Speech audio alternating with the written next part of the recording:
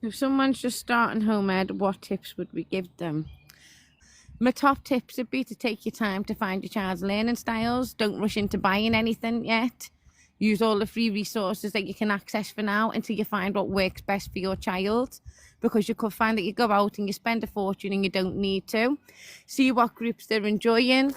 See how they feel about stuff. Like, you just got to find your own way, really find your own flow, see what fits in with your family. Don't try and mimic another home educator's family routine. You've got to find your own first, and you've just got to follow your child in that respect. And I'd also put aside some time just to acclimatise as well, and for yourself too, because it's a huge transition for us as parents as well. Ginger? Yeah, so the one thing I noticed that many home educators don't realise is that they need to go and research for themselves what home education is. Because if you research it for yourself, you'll find your own answers to many, many, many questions before they even arise.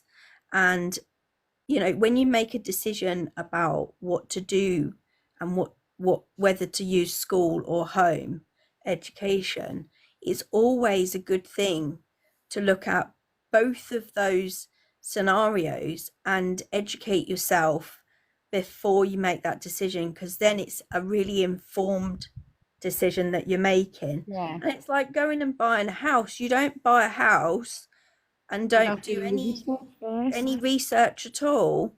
So any major decision that you're making in your life, you need to research in order to make sure you're making that best decision. Like, you're picking from a range of 20 different ovens, and they've all got different functions and knobs and twirly bits and flicky bits. And, you know, you're not just going to go in and go, close your eyes and just randomly point at one and say, I'll get that one, because that's not the best decision.